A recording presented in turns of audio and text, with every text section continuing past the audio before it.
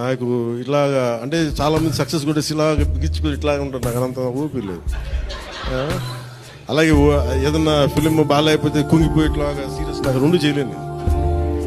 అలాగే నేను ఓడిపోయినప్పుడు 2019లో అందరూ నా గురించి ఎక్స్పెక్ట్ చేస్తున్నారు, అసలు వీడు ఎలా ఉంటాడో చూద్దామని. అంటే వీడు ఎంత అవమానం పడతాడని. నేనేమనుకుంటానంటే ఎక్కడో చిన్న ఊళ్ళలో పెరిగి మనం యాక్టర్ అవడమే పెద్ద అనుకుంటే దానికి హిట్, ఇప్పుడు అది కూడా పోయి ఇప్పుడు పార్టీ పెట్టాం, ఓడిపోయాం, నాకు అది పెద్ద సక్సెస్ అనిపిస్తుంది.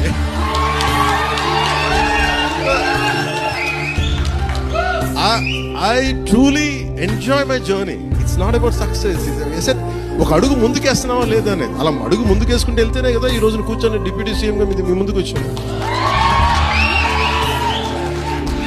అందుకనే ఏంటంటే ఇది నాకు అందరూ చాలా సీరియస్గా తీసుకుంటారు సక్సెస్ని. నాకు అట్లా అనిపించదు. జీవితాన్ని సీరియస్గా తీసుకుందాం, అందాలను సీరియస్గా తీసుకుందాం, మానవత్వాన్ని సీరియస్గా తీసుకుందాం.